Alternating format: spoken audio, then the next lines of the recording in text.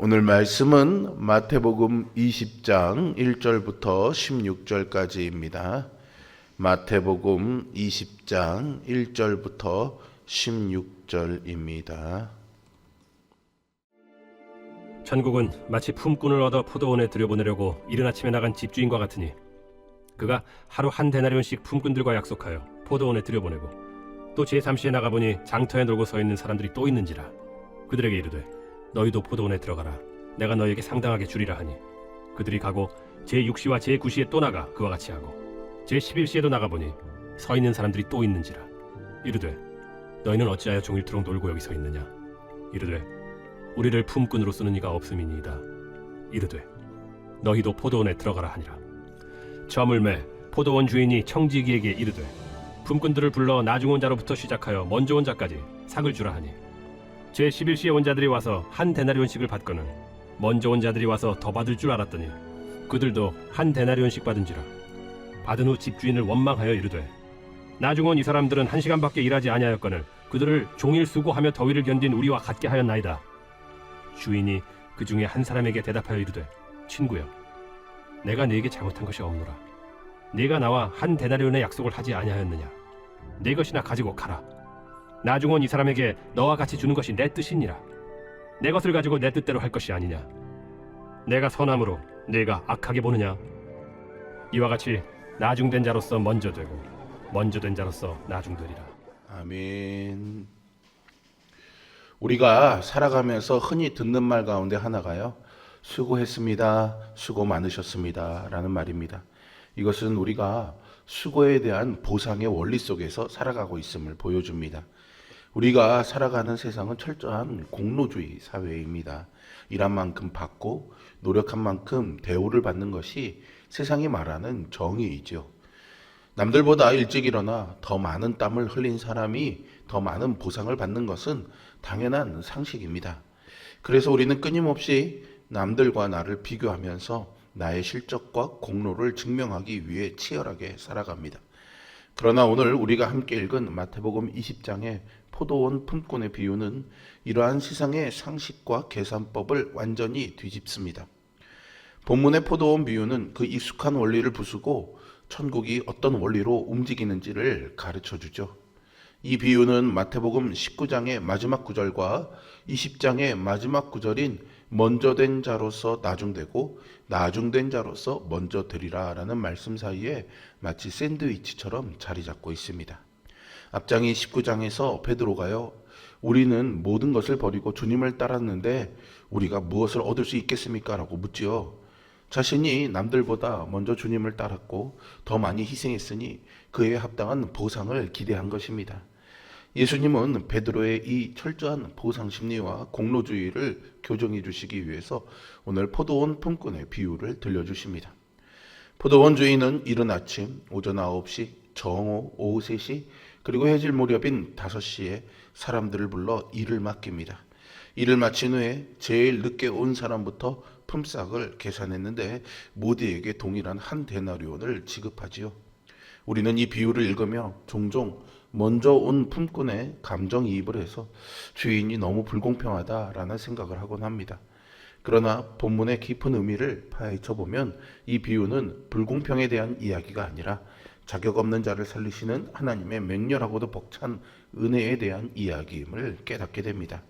오늘 말씀을 통해 우리의 영혼 깊은 곳에서 작동하고 있는 차가운 계산기를 내려놓고 측량할 수 없는 아버지의 은혜의 바다로 깊이 뛰어드는 축복의 시간이 되기를 소망합니다. 가장 먼저 포도원에 온 사람들은 한 데나리온을 하루 품삯을 받기로 약속했음을 2절에서 확인할 수 있습니다.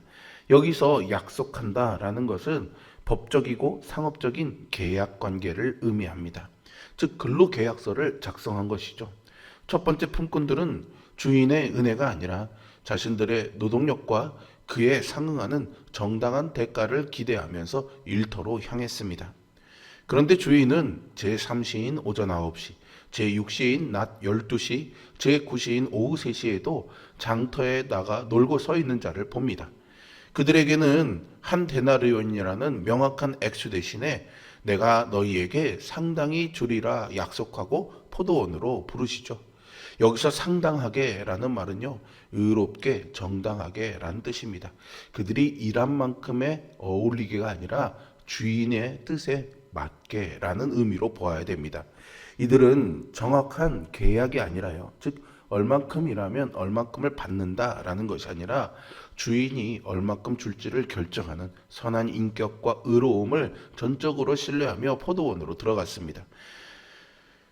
아침에 온 사람들은 자신의 수고를 의지하는 사람들, 즉 율법과 공로의 사고방식을 가진 이들을 상징하고요.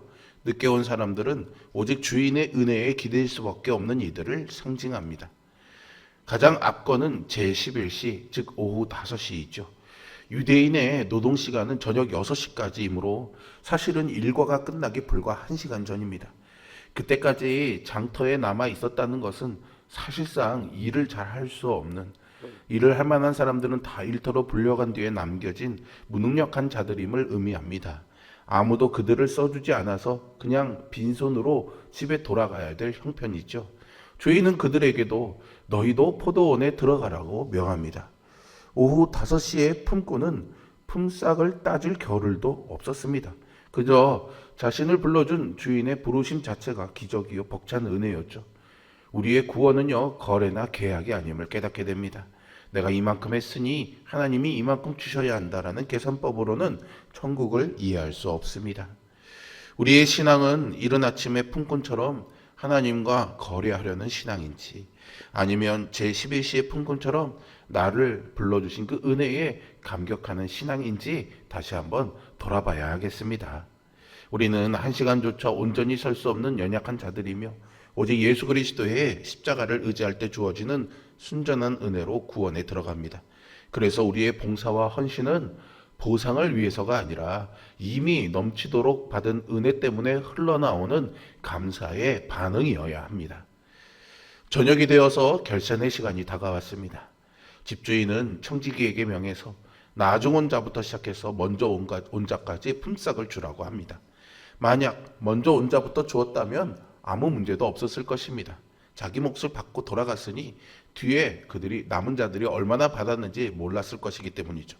그런데 주인은요, 의도적으로 나중에 온 자, 즉 오후 5시부터 부름받는 자부터 품삯을 지불하게 합니다. 그럼으로써 은혜의 원리가 공로의 원리를 압도하는 하나님 나라의 질서를 시각적으로 보여줍니다. 불과 1시간밖에 채 일하지 않은 제11시, 5시에 부름받은 품꾼들이 하루치의 정상 임금인 한 데나리온을 받습니다. 이것은 파격적인 일이었죠. 이 광경을 지켜본 먼저 온 자들은 나름 자기들 각자의 마음속의 계산기를 두드리기 시작했습니다. 저들이 1시간 일하고 한 데나리온을 받았으니 3시간, 5시간, 6시간, 12시간을 일한 우리는 최소한 더 많은 돈을 받겠구나. 그러나 그들의 기대는요, 산산조각 났습니다. 그들에게도 동일하게 한 데나리온이 주어졌기 때문이죠. 그들은 집주인을 향해서 우리는 더위를 참고 하루 종일 일했는데 왜 저들과 똑같이 대우합니까? 라고 원망하면서 소리치죠. 여기서 원망한다라는 말은 이스라엘 백성이 광야에서 하나님을 향해 불평하고 투덜거릴 때 쓰던 바로 그 단어입니다. 그들의 불평은 명확했습니다. 나중 온 이 사람들은 1시간밖에 일하지 아니하였거늘 그들은 종일 수고하며 더위를 견딘 우리와 같게 하였나이다 라고 말하죠. 여기서 수고하여라는 말은요, 무거운 짐을 지고 견딘다라는 뜻입니다. 그들은 포도원에서의 노동을 주님과 함께하는 기쁨이 아니라 억지로 견뎌야 할 무거운 짐으로 여겼습니다. 하나님 앞에서 내가 남들보다 더 헌신하고 수고했다고 하는 그 순간 우리 안에는 율법주의와 원망이 독버섯처럼 피어오릅니다. 은혜를 잊어버린 헌신은 결국 불평과 교만으로 끝맺게 됨을 그들의 분노가 증명하고 있습니다. 이때 주인의 대답은 천국의 원리를 잘 보여줍니다. 13절과 15절 사이에 보시면 친구여 내가 네게 잘못한 것이 없노라 내가 나와 한 데나리온의 약속을 하지 아니하였느냐 내 것이나 가지고 가라 나중 온 이 사람에게 너와 같이 주는 것은 내 뜻이니라 내 것을 가지고 내 뜻대로 할 것이 아니냐 내가 선함으로 내가 악하게 보느냐라고 말씀하시죠. 주인은 철저히 공의로웠습니다. 약속한 것을 정확하게 지불했죠. 문제는 주인의 불공평함에 있는 것이 아니라 주인의 넉넉한 자비를 시기하는 품꾼들의 좁고 타락한 마음에 있습니다. 주인은 15절에서 뼈아픈 핵심을 찌릅니다. 내 것을 가지고 내 뜻대로 할 것이 아니냐, 내가 선함으로 내가 악하게 보느냐라고 하죠. 여기서 주인의 선함은 단순히 착하다라는 뜻을 넘어서 자격 없는 자에게 베푸시는 무한하고도 주권적인 자비를 의미합니다. 반면에 내가 악하게 보느냐라는 말은 원어상으로 너의 눈이 악하냐라는 유대적인 관용적 표현이라고 할 수 있는데요. 타인이 잘 되는 것을 보고 질투와 시기심에 사로잡혀 흘겨보는 악독한 시선을 뜻합니다. 즉 우리말로 치면 사돈이 땅을 사면 배가 아프다라는 식의 표현인 거죠.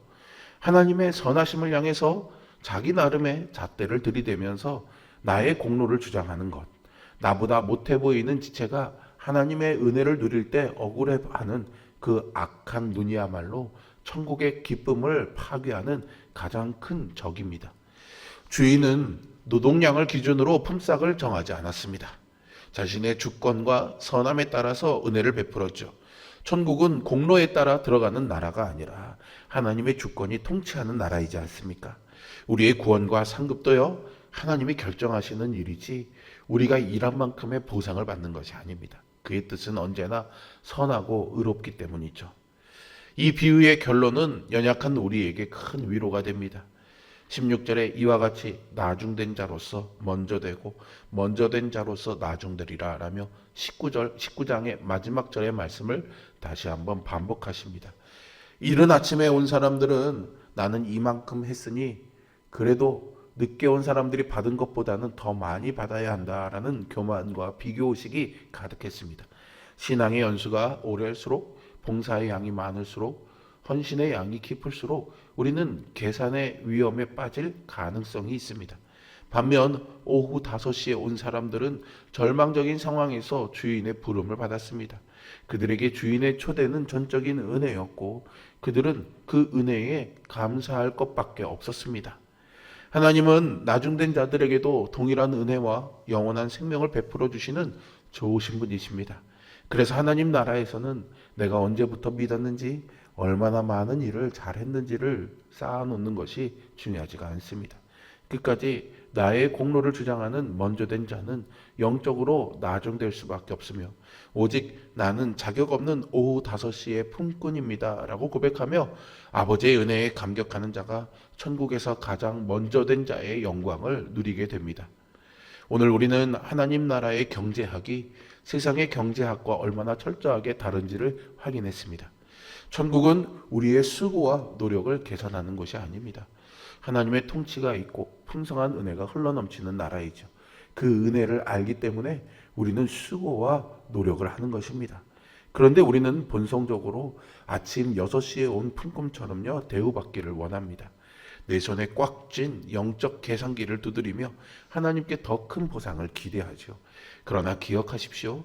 하나님 앞에서 그 누구도 스스로의 자격으로 구원의 품삯을 당당하게 요구할 수 없습니다.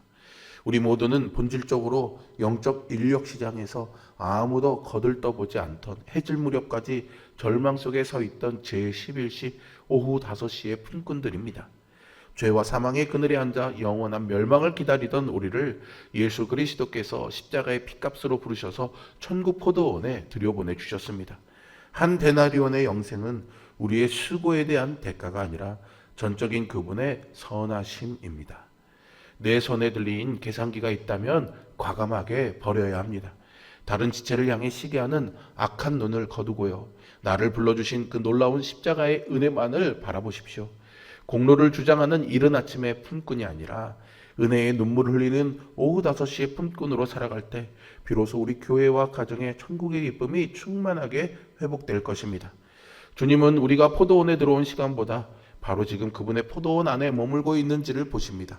오늘 내 포도원에 들어오라 부르시는 주님의 음성에 기쁨으로 순종하면서 구원의 은혜에 감사와 찬송드리며 나중된 자로서 벅찬 감격으로 먼저 된 자의 영광을 누리며 살아가는 우리 모두가 될 수 있기를 주님의 이름으로 축복합니다. 기도하겠습니다. 사랑과 은혜가 풍성하신 아버지 하나님, 우리를 불러주시고 구원하신 귀한 은혜를 기억하면서 오후 5시에 품꾼과 같이 늘 감사하는 마음으로 주님을 위한 수고와 헌신을 기쁨으로 감당해내는 우리 모두가 되게 하여 주시옵소서. 그러나 우리 안에 연약함과 완악함은 늘 영적인 계산기를 두드리려는 본성을 가지고 있습니다. 그러한 손가락이 계산기에 올려질 때마다 다시 한번 하나님 앞에 무릎 꿇고 기도하는 우리가 되게 하여 주시어서 그 계산기를 던져버리고 은혜를 감사함으로 받아들이며 살아가게 하여 주시옵소서. 그래서 오늘 하루 주님 가운데 은혜 가운데 살아가는 것이 얼마나 감사한 일인지를 기억하면서 주님이 주신 은혜를 누리며 진실하고 신실하게 하루의 삶을 살아가는 우리 모두가 되게 하여 주옵소서. 예수 그리스도의 이름으로 기도합니다. 아멘.